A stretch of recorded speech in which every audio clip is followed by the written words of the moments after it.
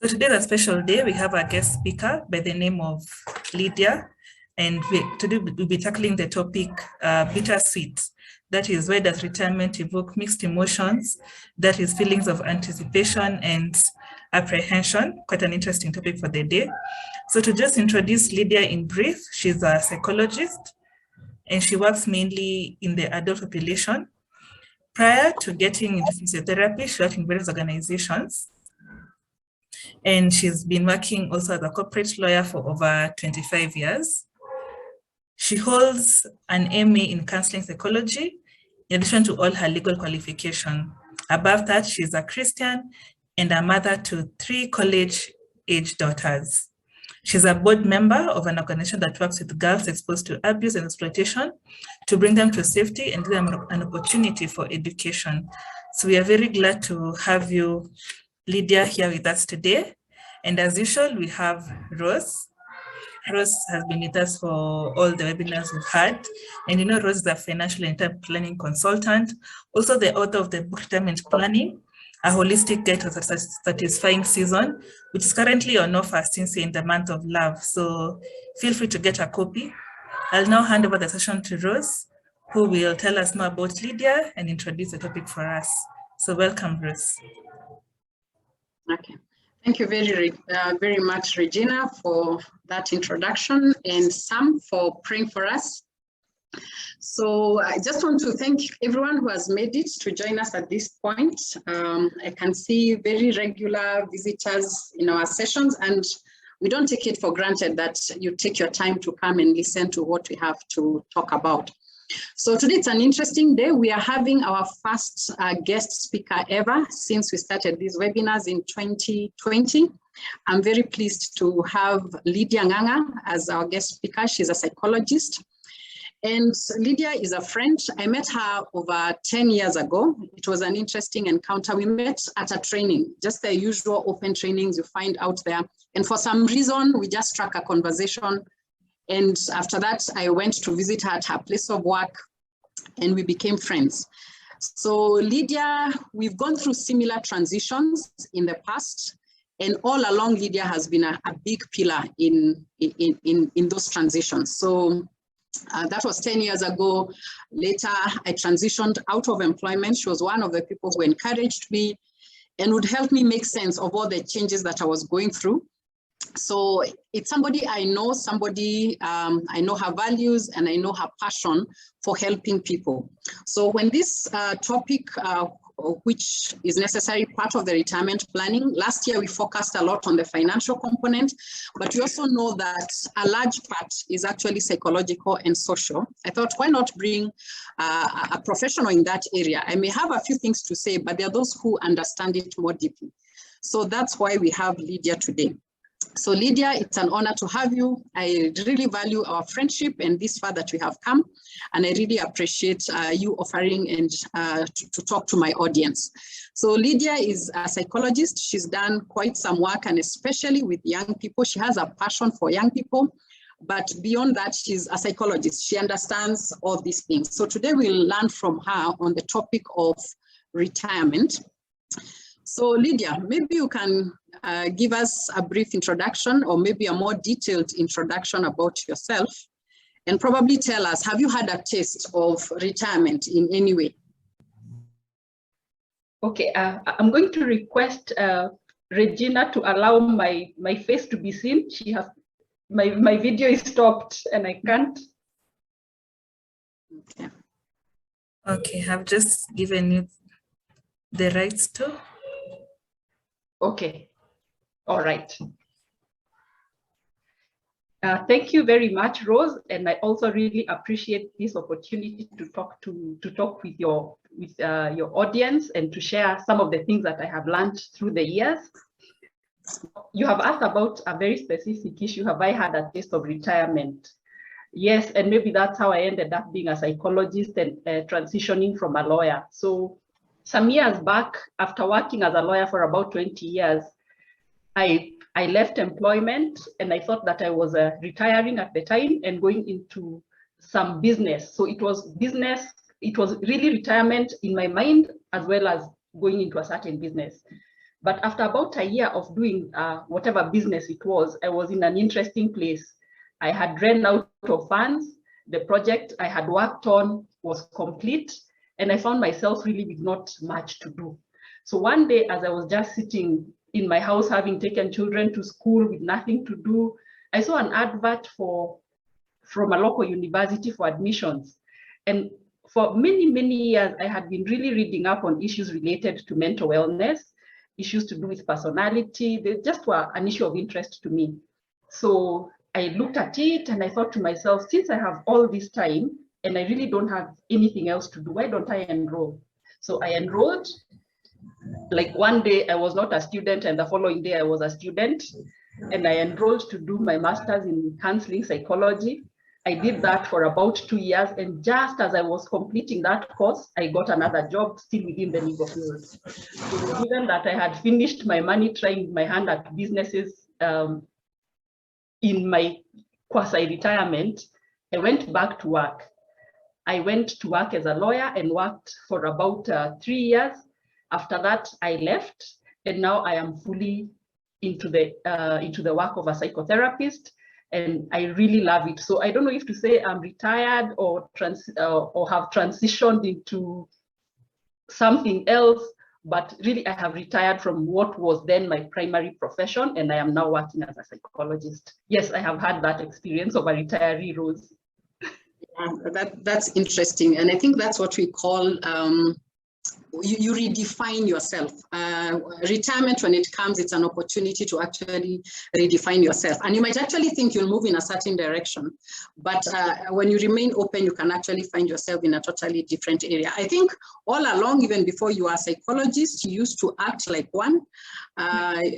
You've supported me a lot in my various transition. You're very understanding. You listen very well.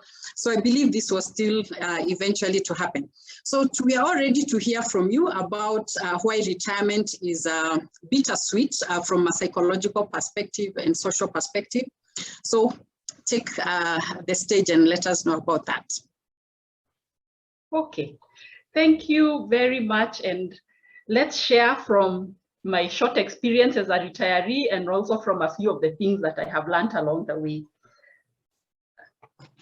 I'm going to start sharing my screen so that we can share some slides as we go along.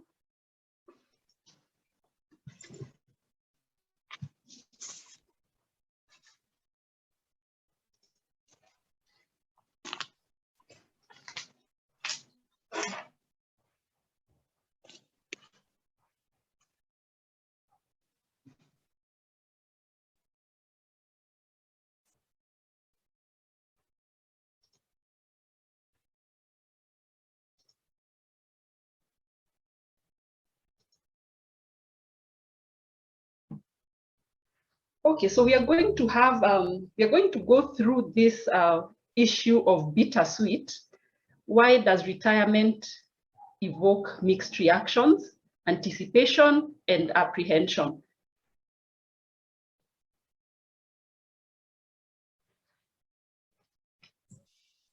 Okay, now let's look at the sweet of retirement. What does retirement involve? If you look at retirement, it will usually happen at about a time when one has worked for, I don't know, 25, 30 to 35 years. And so there's a sense of accomplishment. One got into a career and has worked and completed that as that part of life. And you know, that's a really long period in our lives. Childhood would last from about from 0 to about 22 to 25. That's when we are preparing for a career. And then we get into a career, put in 35 years of work to 60 or less, depending on when we get out. We could get out anytime from 40, 45, 50 on to the 60, which is the compulsory age.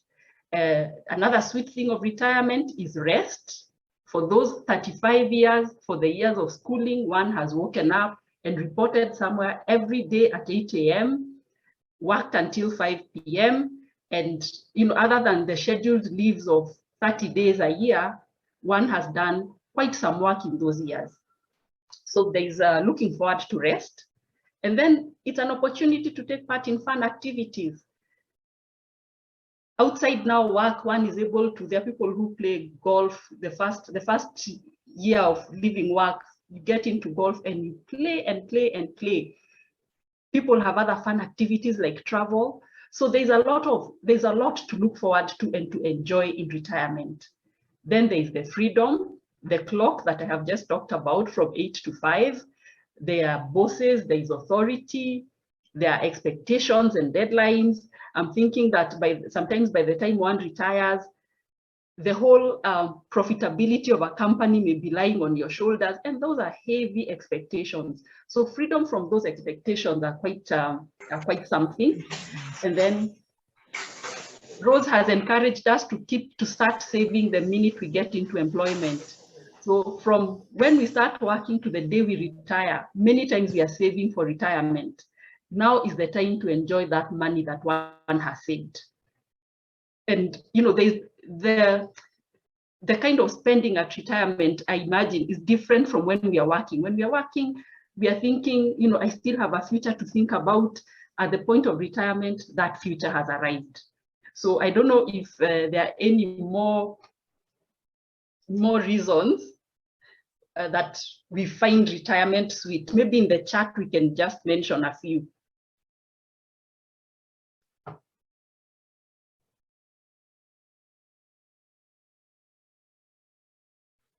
I'm giving us an opportunity to list a few of the sweet aspects of retirement that I may not have mentioned.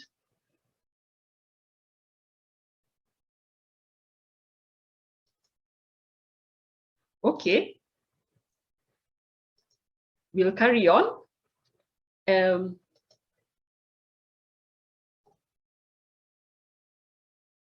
Okay, excuse me as I deal with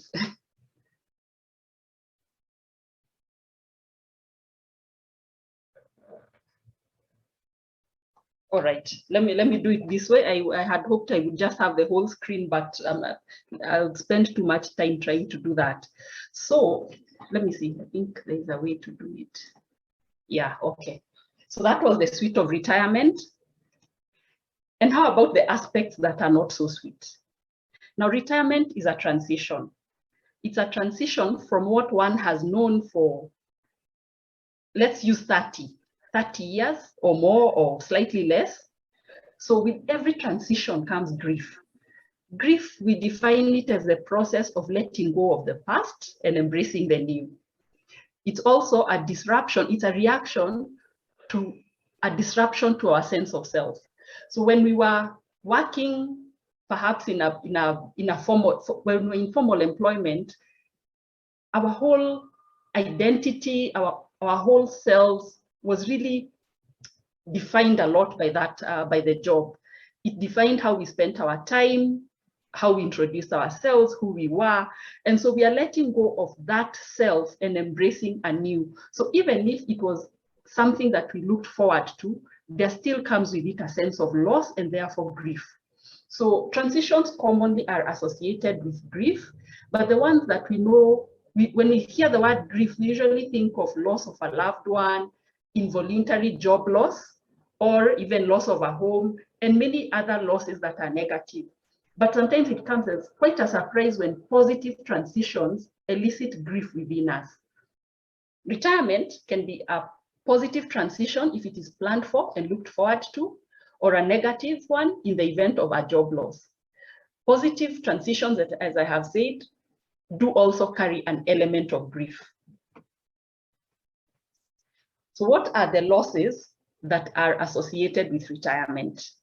As I had mentioned, a sense of identity, a sense of self-esteem, because esteem is very much derived from what we do and how we serve the society in which we live, and that is taken away from us at retirement. Daily routine and structure. We are used to knowing what to do tomorrow, Monday to Friday. We only have 2 or a whole month of leave in December, so we are very sure of what our life looks like on a day-to-day basis. Daily social engagement from outside the home. When you get into the office, the first person you meet is maybe the security guard who guards your office, and you say hello and they know you. You get to your office, there are colleagues whom you work with. So even if they may not be close friends, there's a lot of social engagement that happens at the workplace.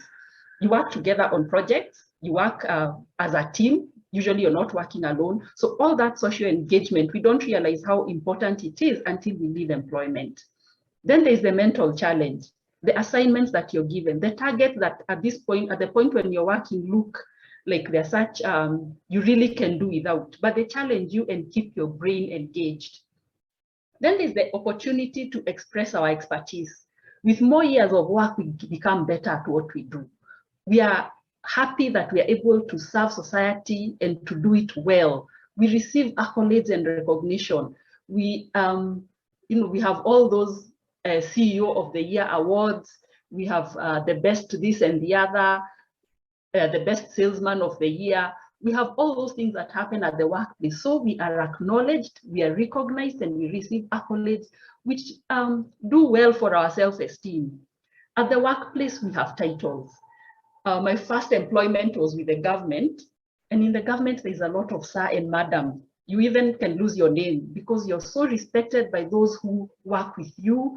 And as you go up, that becomes even more. So those titles, you leave employment and they fall off. Then there are systems that are put in by the employer to make us comfortable. Depending on where you are working and the kind of systems that were in place, there are places where you have a driver. There are places where the employer will make sure that you have tea at 10 o'clock, you have tea at 4 o'clock. Somebody comes and they ask you what you want. Do you want coffee, chocolate? Do you want tea? How do you want your tea, madam? All that is taken away. We have a lot of travel. We have traveled to foreign destinations. We live in good hotels when you're working, and you never even think how much it costs for all that to be put in place. You get out of employment, and if that was your lifestyle, it has been taken away. So there are very many things that come with the jobs that we hold that we take for granted as we are working. The one that's very obvious is the financial reward, but that is not all that comes with retirement. There's a whole lot that contributes to who we are. Now, when we have lost all these things that we have that are associated with retirement, we may find ourselves in a place of grief. We are grieving these losses. If we had looked forward to retirement, we may find ourselves wondering, why am I sad? You have a general feeling, you're experiencing a general feeling of sadness, and you're not able to identify exactly why. It's because of these losses. And because they may not stand out very clearly to you, you have a feeling of sadness. You're not sure why you're feeling that sad. You're not naming the losses. You're not even seeing them, but there's a general feeling of sadness. It helps to be able to see, what have I lost? When you're able to name it, it's so much easier to say, yes, I am feeling sad because now I wake up and I do not know exactly what to do today. That's a loss. I have to establish and determine my own routine, and that's not so easy. It's not so easy to be free to watch TV all day. I have to pull myself away from it. Otherwise, really, nobody's going to ask me. So that's what I am sad about. I am sad that I'm not interacting with people the way I was used to. And now that responsibility is placed on me to find out whom I can engage with to fill that gap that has been left by, let me just say, leaving employment. So now we are in a situation where we are grieving, left employment, we are celebrating because it's been a good run, but on the other hand, there's a sense of loss and therefore some grief. So what does grief look like? Now, there's these stages of grief that are kind of well known by everyone, or not everyone really, but they're very, very well known. And they're usually applicable to negative life changes and losses. So we are not calling retirement a negative life change, but the grief process remains the same. So the first of these stages is denial. What does denial look like? It's refusing to accept that what has happened has happened. I don't know if any of you have experiences with either yourself or others as retirement or end of a contract approach. As I said, I started out my career as a civil servant, and I remember that some people would get to 60 and they have not removed anything from their office. Now, the public service has a very interesting system where they, in your payslip, they write, umri wako sasa ni 45. Next, every so often, umri wako sasa ni 48. You keep going, umri wako sasa ni, and I think that was introduced so that we as employees would not act shocked when 60 comes, and they had experience. 60 comes and people actually refuse to leave. Now that's denial, and that is a stage of grief. Especially when one has not prepared well, that sense of that denial can be very strong. And then there's a refusing to, or rather starting new projects. Now, allow me to just excuse me for a minute, and then just give me.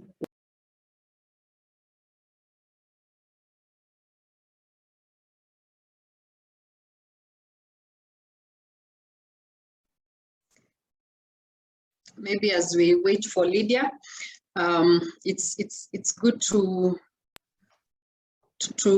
just recognize what Lydia has talked about, that retirement is a transition with its positive and negatives, and it's good to acknowledge what you have lost. I think that is what I've taken from the previous slide, that take time to actually write down what you have lost. Lydia, continue. Okay. Yeah. Thank you, Rose. So another way that people deny what is coming upon them, especially with retirement, is like a year or 6 months before somebody's retirement, you see they are starting on a new project in which they are the lead and it almost can't continue without them. It's an interesting one, but somebody psychologically may not even know why they're doing what they're doing. But in themselves, they're actually denying that retirement is approaching. Then there's the stage that comes next. It may not be next, but there's another stage called anger. The reason I'm saying that is because these stages they're not in order. And in fact, one may face anger even before denial. Now, anger can look like this. Sometimes after 60, you'll find that some people get contracts. So somebody believes that they're going to get a contract after 60 and it doesn't come. They are so angry at the authorities for not granting them that contract. And yet they knew that 60 was coming. Contracts after retirement are more the exception than the rule, but they're truly, truly angry about it. There are some who a contract is coming to an end. Somebody behaves as if the board owed it to them to renew this contract. And many have even gone to court against the company because a contract was not renewed. And yet, it was almost clear that after 2 terms of 3 years each, for example, the contract is not renewable. So this is anger. Now, the next stage is called bargaining. Bargaining is, let me use the same example. Talking to the authorities and asking that a contract be renewed, asking that you get a contract after 60, asking that can I get a special assignment to complete this project that I had started, not accepting what has happened. So you're bargaining to see, is there a way that I can remain in employment? Then, after all these stages of denial, anger, bargaining, one realizes it actually may not change. And what happens is that one may sink into depression. Now, depression will be characterized by sadness, low mood, a feeling of hopelessness, loss of interest in doing anything, or even in things that previously brought joy, they no longer bring any joy. Somebody may suffer from lack of sleep. They may sleep all the time. Somebody may overeat, others may stop eating, and fatigue. generally what we know as depression. Now, as I had said, these stages do not happen in order. So one hour or one day, one may be depressed. Then the following day, they are feeling very angry, and now they have an energy that is fueled by anger. Then they tell themselves, no, if I go back to the office and talk to my boss, he's going to see that this project is going to fail without me. So they go back to bargaining. Then they're told, no, come back home depressed. So you can see it doesn't really follow any order, but these are the feelings that one may go through when they're mourning or grieving the loss of a job or moving on from employment. Now, after all these stages, the 4 of them, will come a stage of acceptance, where one realizes, this is it. This is my state in life from now hence, I am retired. Now, how does one know that they have accepted? One is that the negative feelings that characterize the first 4 stages kind of reduce. One is increasingly happier. Somebody feels now, takes on ownership of their own life. They're like, okay, I have lost relationships.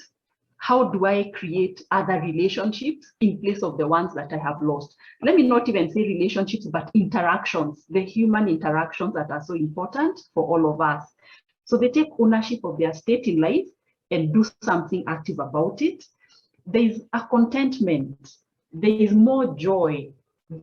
Somebody is able to think and be grateful, think of and be more grateful about, the 35 years of work as opposed to the 5 more I could keep working. So it's a more peaceful space to be in. And again, even acceptance may not all come in a day. One doesn't say from this date, I am in a space of acceptance.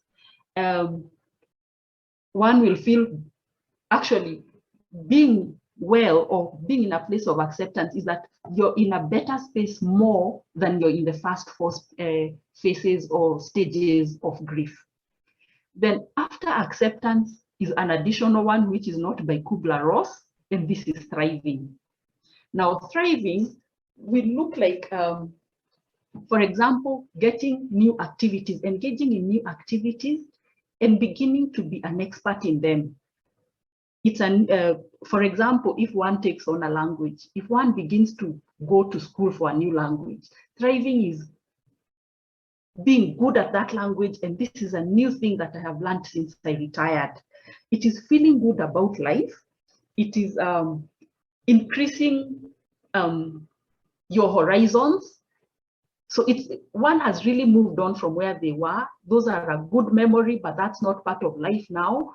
And really just looking forward to those new things that you're working on and identifying with where one is at that point. So these are the stages of grief, and you will find them applied in many aspects or many life situations that bring about grief and loss, but they apply even in retirement.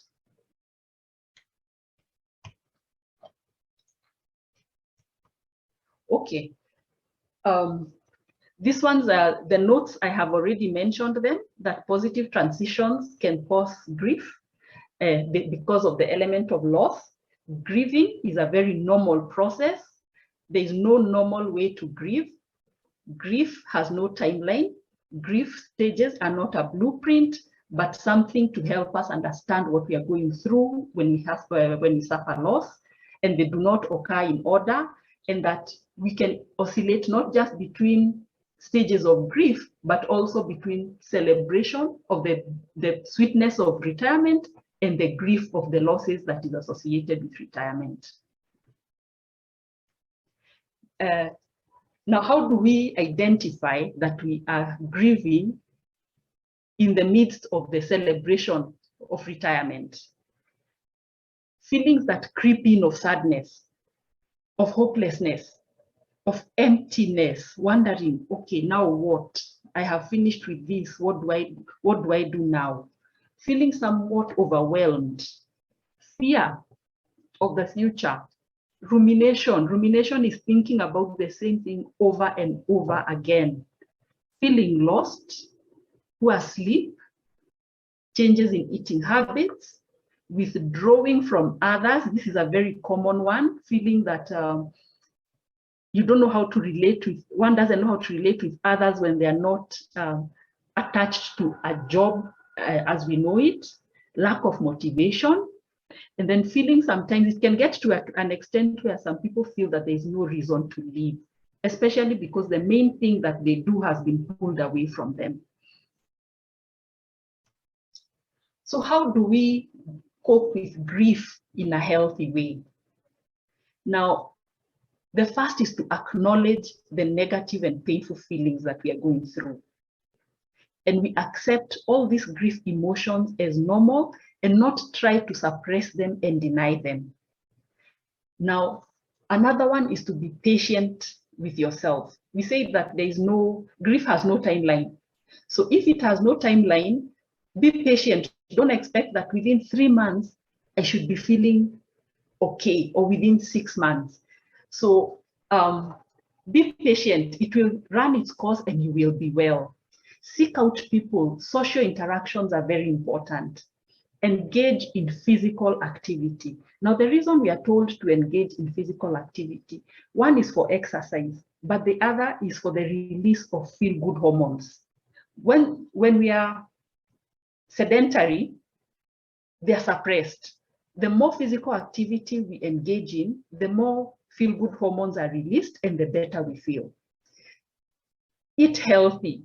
Even if we don't feel like eating, we know what healthy eating is. So let's eat healthy. Set a time to sleep and get up. This is to avoid oversleeping and sleeplessness, because if we sleep at the wrong time, then one finds that in the middle of the night, they are getting insomnia, they can't sleep. Create a routine and work to maintain it. Routine is so important for our well-being. We don't realize it until we don't have a routine. Then celebrate even the smallest progress. If you find a small activity that gives you joy and you engage in it frequently, celebrate that. If you're able to go out with a friend for coffee on a Tuesday at 10, instead of the office coffee that you used to have on Tuesdays at 10, celebrate that. The new relationships, the new opportunities, however small, acknowledge them and celebrate them. However, recognize when you need support and reach out. To suppress your feelings or our feelings and to act like we are doing well when we are really not is not a mark of strength. If we need support, let's reach out in the grief process. What do unhealthy coping strategies look like? They will be activities aimed at escaping the painful grief emotions. They will look like excessive use of alcohol or substances, overeating, overspending. Much as we are happy that now we can spend and not save for retirement, overspending won't be a healthy way to cope. Or being on a screen all day. So by end of the day, after watching the screen all day, one won't be feeling very good about the use of their time or themselves. So look for other ways that are healthy to cope. How do we identify that we are not coping very well and we need help? One is when we feel stuck in any of the first 4 stages of grief, that is other than acceptance and thriving.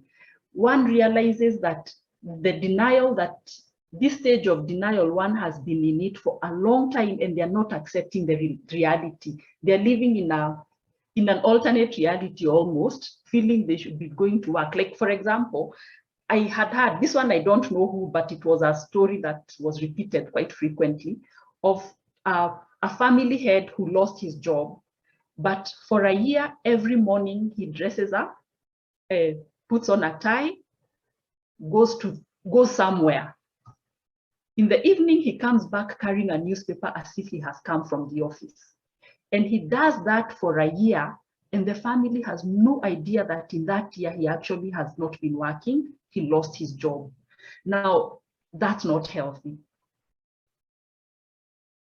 That one, if those around him get to know that's what that he's not been going to the office, but has actually been going to sit somewhere and wait until 5 o'clock to come home, that's a sign that something is wrong. That one needs to seek help. Another one, if somebody is angry and remains in that state of anger for, months on end, getting stuck, that is an indication that you need help. One needs help. But as long as you're moving in between the stages and the stage of acceptance is lasting longer as you go along, then that is the normal process of grief. Then the other thing that tells you that one needs help is realizing that one is using unhealthy coping mechanisms. For example, somebody wakes up, does not change from their night clothes, sits in front of the TV and watches that until evening and does that for a month. That's an indication that one needs help.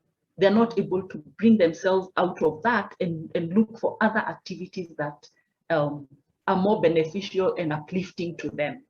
So if one is stuck or if they're using unhealthy coping mechanisms, it's time to reach out. Either they reach out or their loved ones call for help on their behalf, because sometimes the denial is so much, the person who's going through it may not be able to seek help. How do we recognize progress in this grieving process?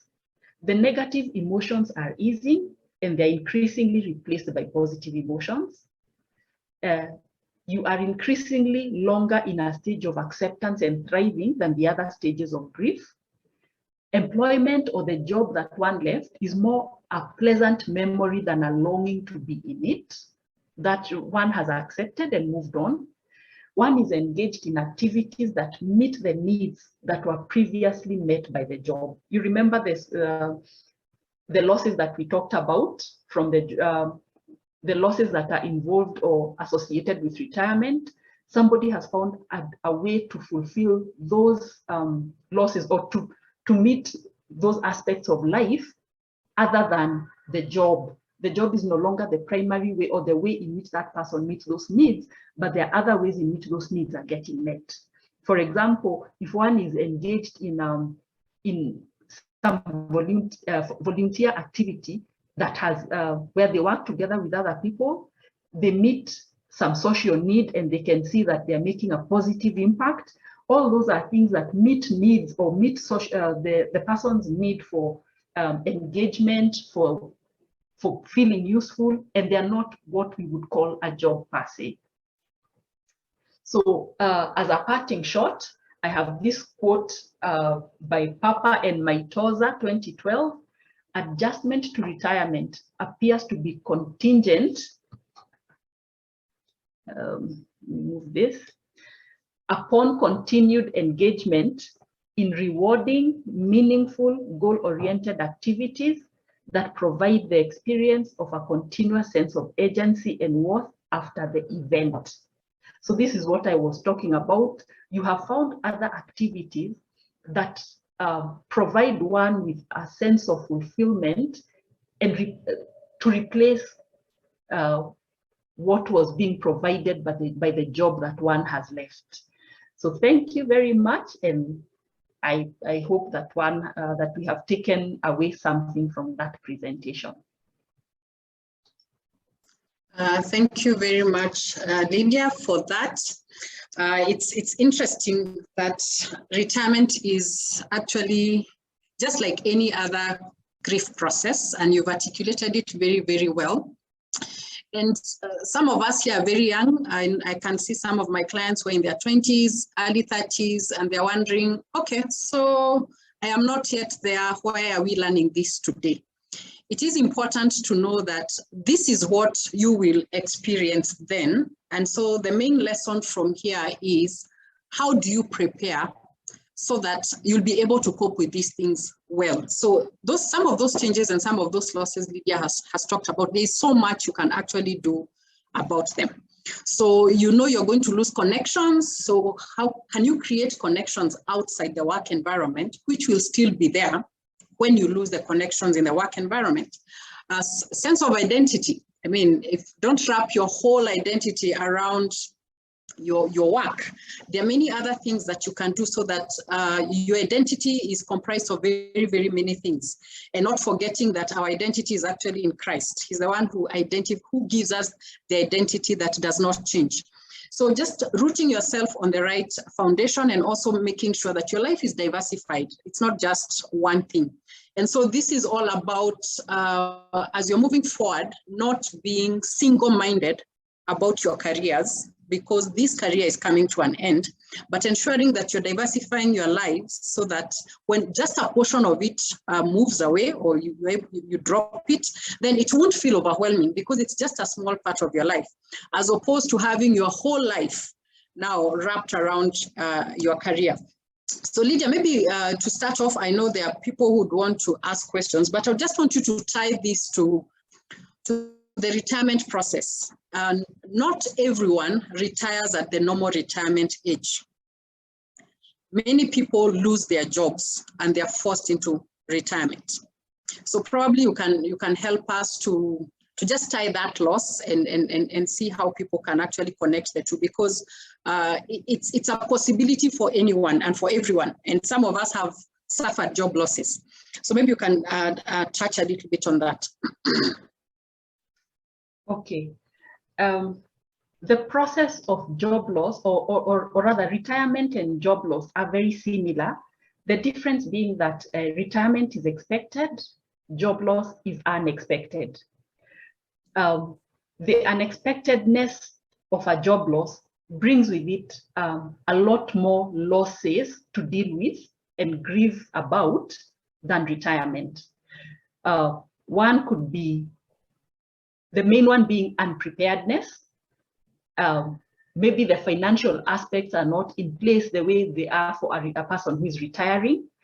There may be anger issues that are not just, that are way more, because losing a job may not be, is not a positive in any way really.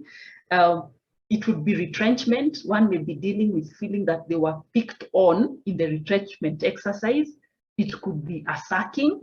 It could be, things that are more negative than retirement. So there's an additional loss to deal with and therefore additional grief. But the whole process of grieving, as I said, the stages of grief apply to very many situations. The process of grieving will apply as I have explained it, but one will find that the losses that they are grieving are more than the person who is retired.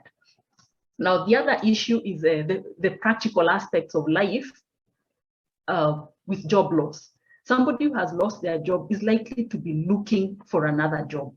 They may be looking for ways to meet their needs until they get another job, something that a retired person may not be looking to doing. So it's very necessary to be guided or to work with somebody in that place of job loss so that one does not make errors that that work against them in the long run. Like if somebody remains angry with their former employer for too long, and in that time when they're angry, they're not looking for new jobs or another way to make an income, it takes away from what they would be doing and they kind of prolong their suffering. So there's a need to kind of, one is grieving, but life has to go on. Very different from the one for somebody who has who has retired and was expecting to retire when they did. Right. So I don't know if that suffices, Rose. Yes, it does. It does. And maybe just to add on to that, maybe in the last 2 years, people have really suffered a lot of loss. We've lost many loved ones due to COVID and many other causes. Maybe you could just speak to it. Is it different when it is death of a loved one? And I mean, yes, you said the losses are similar, but maybe you could just touch on those. I know there are some who are watching and definitely they have actually experienced grief. And we have many people who have lost loved ones. How can you encourage people as they are going through this grieving process? What should they do to actually be able to navigate through it better or well? The first thing we would like to acknowledge as human beings, we have very many losses, but the loss of a loved one is probably the greatest. So it's right up there, and we may not even want to put it together with retirement, because the loss of a loved one is way, way, way deeper, and the loss is more, the emotions greater, and yes, it is a loss, and theoretically we will say some similar things, but let's acknowledge that loss of a loved one is probably the greatest loss that we will encounter in life. It's a big one. Yeah. But now that, having acknowledged that, the processes of grief that I have talked about were actually developed in the face of death. They were developed, the person who developed them was not even developing them for losing a loved one, but for the terminally ill who ultimately would lose their lives. So the stages of grief do apply. Now, the emotions may be greater, but the stages will apply. Now, the length of time, the depth of emotions, again, may be greater, but the signs that show that one is either doing well with their grieving process or not doing well with their grieving process, again, are the same. How is one coping? Are they coping healthily? Are they not coping healthily? Are they stuck in a stage of grief, or are they moving, back and forth, but more increasingly to the good place? So in theory, they all look the same, but where it's the loss of a loved one, expect deeper and stronger emotions, negative emotions around it, and seek help. This is one where seek support, societal support. I'm not even talking necessarily of professional help, even if that is part of it, but having society around one to support them to go through it together.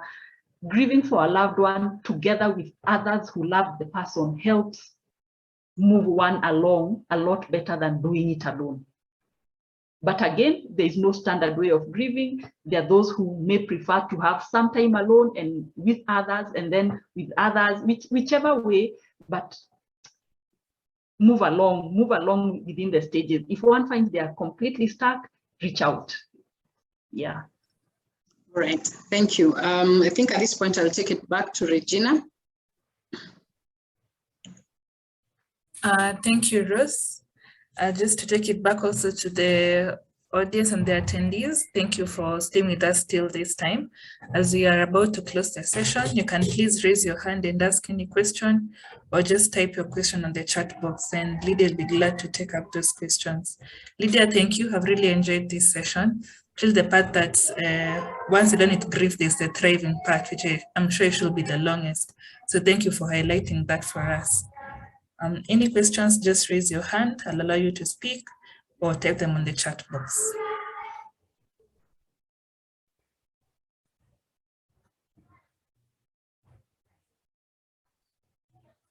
Lydia, when you asked the positives on retirement, we got a few responses. Helen was saying it's a good time to nurture old friendships.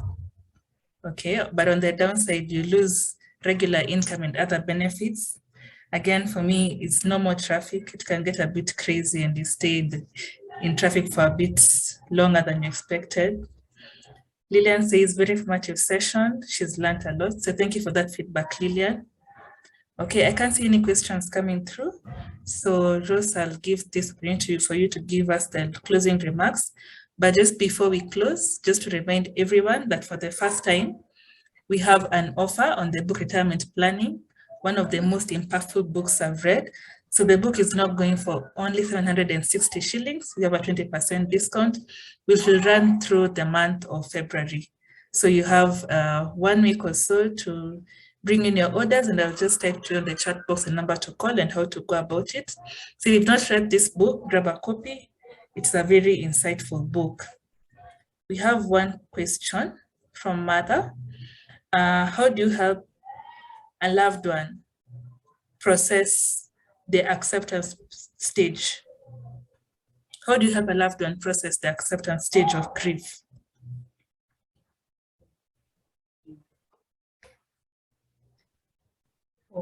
Okay, let me try and see if I understand that question. I don't know, Martha, if you mean how do we help a loved one get to the acceptance stage of grief? Or this person is already in the acceptance stage of grief, and you want to help them enjoy that space because it's a positive place to be in. Now, if they're not yet at acceptance and they're in the first 4 stages of grief before acceptance, and you would love to see them in the place of acceptance, the best thing initially is to be a good listener, to be a sounding, not even a sounding board, because it's to listen as they process what they are feeling. If they're angry and they're telling you about how, let me again use the same example, their superiors did not renew their contract when they expected them to renew that contract. Listen patiently. They may repeat this over and over again, whatever they're angry about, until somehow their system feels there's a resolution and it's okay. Sometimes we want to support them by showing them, like giving logic, what we consider to be logic. But at that point, they know the logic, but their system is not accepting it. So being present as they go through it is the best way to support somebody. In time, by themselves, they are going to get to the point where they are going to accept and celebrate with them the windows of acceptance that you see. You can help them by, for example, let me use an example of people who play golf. If your friend is out of work and they are angry and they are in denial, invite them out for golf. Tell them, let's go up, let's do a round of golf with you today, on this day. So you're not even referring to the fact that they're out of work, but you're showing them alternative activities that they can be in. But if they start venting, just listen. Just listen. That's the best thing that we can do for them.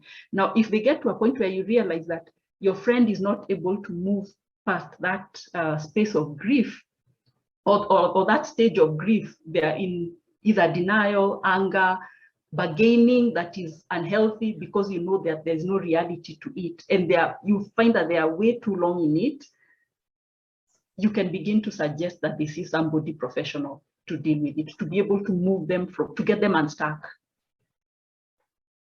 Yeah. And Thank you, Lydia. Okay. There was another question. I don't know if I should respond to it. How does one deal with anger towards themselves? That's very normal, and probably that's the hardest anger to process. There's a place in acceptance where we accept that we are human. One may have made an error, but the place of accepting we are all human, we make errors, and those errors have consequences, some of which may be the position in which we find ourselves. Accepting our humanity is accepting the errors that we make because we are human. So it will again be a stage that may last for a period of time, but repeatedly saying, I may have made a mistake, but I am not a mistake. The whole of me is not characterized by that error. And even if this error may have had a consequence that is big and obvious and negative, it is not my first error in life. I have made errors before and I have overcome them and I have moved on. So it's a process. As one feeling anger, but again, rationally reminding ourselves that we are not the errors that we have made. And with time accepting, and that anger begins to dissipate. I'm going to talk a lot about time. Let's not hurry ourselves. There will be a time when we will be feeling, okay, that's an error I made. I learned from it. I suffered the consequences, but I have moved on. Okay, I'm going to take it back to Regina. I'm seeing more comments, but you're going to guide me. Thanks. Yes, thank you. I think Helen had a follow-up question by asking what takes too long. If you understood that, you can just answer. No, Okay. she had said that if it takes too long and the person is still stuck, how do we tell it is long? Okay, allow me to explain it this way. There is almost constant movement between the 4 stages at every time. A person is at this stage today, tomorrow another one, the next day another stage, back to where they came from. They're moving between the stages. And with time, there's incorporation of the acceptance stage. You can, as a person who's a non-looker or a friend to the person who's going through grief, you'll be able to realize that they're not moving from this stage. They're in a stage of denial, like the way I had said, denial for a year, and somebody is acting like they're going to work for a year. They're not moving towards bargaining, they're not angry, they're just pretending to go to work every day for a year. That's stuck. So the too long, I wouldn't be able to say it is 1 month or it is even 1 year, but there's no, you can tell there's no movement between the stages. And maybe I can say that one does not have to go through all the stages. There are people who leave employment or even face a loss with acceptance from the first day. They knew it would happen and they don't like it, but it is it and they're able to accept. So no, one does not have to go through all those stages. Okay, thanks, Lydia. I think you've already answered the next question. Marit had asked, must everyone undergo the 5 processes of loss and grief? And I'm sure you've answered that. But again, how can one prepare before retirement not to undergo the process? You mentioned the healthy habits, but you can just give us more information on how to prepare well so as not to undergo this process. Okay. I think we get quite a bit of help on how to financially prepare for retirement. Now, these other aspects of life equally require preparation. For example, if we talk about activities that one is to engage in that are to fulfill the needs and the needs that were met by employment other than the salary, other than the financial aspects, what are those things? So one can think about relationships. Which relationships are going to endure beyond the workplace relationships? So one begins to invest in those. Which activities are going to endure after retirement? Let me even just use myself as an example. Rose said that I'm a board member of an organization that works with young ladies who are exposed to exploitation. Now, I had that position when I was in employment. I continue to have it. Now, from that position, I meet other board members. We have a common interest and objective. So we work together at something. When any of those girls, for example, like when they do standard 8 and they pass, it's such a celebration for all of us. We feel achieved. So I get a sense of achievement and fulfillment. Previously, I got that more from my employer, perhaps, but now even this gives me that sense of fulfillment. It may not have a financial reward, but it meets a number of needs that, social needs that I have, my need to serve, my need to use my expertise, all those are called upon as I serve in that board. So those are examples of things one can do or can engage in that transcend their years as an employee. Okay, thank you for that. Okay. Yes, we are past our time, but we won't stay for more than 5 minutes. I can give you the last question from David, who's asking, should every employee have a plan B due to the prevailing circumstances? Wow, that's asking for my opinion. In different ways, yes, because there's a certainty that employment will come to an end. So it may come to an end at 60, it may come to an end earlier. Now, plan B does not necessarily mean, I think in Kenya, the main thing is a side hustle. So not necessarily a side hustle, but how would my needs in every aspect of life be met if I was out of this job? So one may need, their plan B may be that financially they can be able to operate minus employment, even if they're not yet at retirement age. What would they be doing to meet their social needs if they were out of employment? That's something else to look to. What kind of routine would they be having? They know that my time would be spent doing this. There are a lot of Kenyans who have farms and they kind of engage in farming, but not commercially or not fully, knowing that one day that may be the main thing. So yes, it's good to have, I won't call it a plan B, have life beyond your workplace, because that contract will come to an end at some point, however way it comes about. Okay, thank you for that. Also, yeah, if I may chip in on that plan B, I think that is the whole essence of retirement planning. And basically what we say is that while you're building your career, you need to create a parallel lifestyle. And it won't take as much time as your main career and your main life, but you're building blocks that will actually be able to serve you in the next season. So when you think relationships, yes, you have a lot of engagement at work, but like Lydia said, what is that one thing that you can be engaging in that will have continuity? It could be church, it could be friends, it could be your neighborhood. You just have something that you engage in, and that relationship is not tied to your work, and that will be able to serve you in retirement. So it's not an issue of plan B, it's actually a parallel lifestyle that we need to create that has a financial component, a social component, and even a psychological component. What will you do with your time? What will engage you during that time? And what relationships will actually support you that time, because you'll move away from your usual engagement, you'll be coming back home. And that is where, for example, ensuring that you have good relationships with your family members becomes very, very important, because those are probably the most people, I mean, the people you'll engage with, and not actually, yeah, it's good to have relationships with your children, but your relationship with your spouse become the most important one.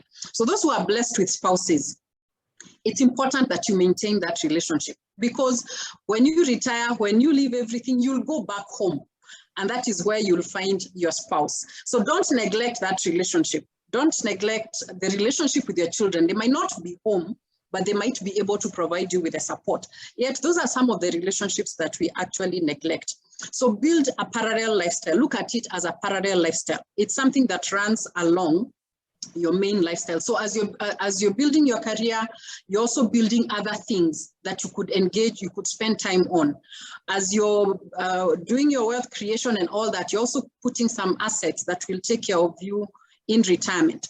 And as you're spending your time at work, you're also creating opportunities for yourself to do later in life. For example, like now what Lydia did, she did that transition where she started studying psychology while she was still practicing law. And now she has been able to switch onto that. So yes, we don't know when we are going to retire. A few of us will be fortunate enough to retire at the normal retirement age, but majority of us, or many of us, and we have seen that in the recent past, they will not stay until retirement. So let's plan for it. So I think there's a question somebody asked, and I just wanted to share something from my personal experience. Somebody who said, how can we avoid the grief process? The truth of the matter is that you cannot avoid the grief process. Even for us who planned our exit from employment, we prepared financially, we knew we were going to start a business, we still went through the same process. The difference that it makes is that it is not as painful, it's not as hard, it's easier to navigate, because you're already aware of what you're going to go through. So when those things happen, they don't surprise you. And then two, you know what you need to do because you have prepared for it. So no amount of preparation will completely save you completely, because you're losing something. Unless what you are doing was not important, if it was something you enjoyed, you're going to miss that. And so the whole issue is awareness, and preparation will make it easier to navigate through it. So there's something you can do about it now, and that is why we have these sessions. For those who are preparing for retirement, for those who are transitioning, and even those who are already in retirement, do something to make it easier for you to navigate through this. And when we do our retirement planning and financial planning, basically that is what we do. The program I take through my clients, we don't just focus on financial planning. Some of the things we look at is what is your work? What is your calling? What are those things that you're supposed to do? God has created you with a specific purpose. And sometimes we confuse our work with our calling. So we try to distill that. And for those who probably are not able to leave their work, retirement presents an opportunity to actually do that. But you need to identify what that is. And we try to do that during the process. We also look at relationships. Some of the key goals we put in the financial plan is how are you going to nurture the relationships? Your relationship with your spouse, your relationship with your children, and relationships with other significant others in your life. So for those who are still, who would want to do our financial planning and retirement planning, I would encourage you to reach out. We can give you a detailed process on how it works. And this will help you plan not only financially, but also for these other important things, so that even as you're transitioning, even as you're going through grief, you'll already have a support system that will be able to carry you through that. I just have one final question back to Lydia. There are so many people who consider counseling as something they can do after retirement. Maybe in a few words, you can tell us why should they seriously consider that? I know there's one client here who probably has a very similar background with you. She's called Martha Esiromo. She's a lawyer, but she's one of the people who would consider doing counseling. So maybe a few words to encourage people. What is it about counseling? How do you think it can actually work well in retirement? And probably you tell them what it takes to actually become a counselor. Okay. I'm happy that to hear that I have a lawyer who would like to turn into counseling, like into a counselor or a psychologist like me here. Maybe I can just give my own example. I said I had a 2-year career break. At the time, I thought it was a retirement, and that's when I got into school and did a master's degree in counseling psychology. But all these classes happen in the evening. So even as one is at their job, they can be able to take on that, to study that course, and eventually they'll have a parallel career that is running. Now, why into counseling? For me, it was an interest in just mental wellness. And that, I don't know if that is going to go away anytime soon. It may not initially be as financially rewarding as the legal profession, but for me, in terms of interactions and seeing a change and a difference, making a difference in people's lives, it was a whole lot more rewarding. And that's an issue of personality. So for the lawyers in the house who love the practice and find it the most rewarding, that's okay. But all of us have a space in this world to serve. I find it extremely rewarding to work with people and to see them move from unstuck to a place of thriving. So welcome, Martha. Get in touch, and I'll be very happy to just share with you more of how the journey has been. Okay, thank you. So how can people reach you in case they need to contact you to discuss anything to do with any form of therapy? How can they get to you? Okay. I practice in my own name as Lydia Nganga, and the best way to catch me is on WhatsApp. Maybe I can just put my phone number here, and whoever wants to get in touch can do that. Okay, so as Lydia does that, we just want to thank you very much for attending and for extending a few more minutes. Lydia has put her number. Please call her. Consultation, I usually say, is free. Just getting to know her and getting to see how she can help you. And it's not just about matters grief, it's anything that needs that support, psycho support.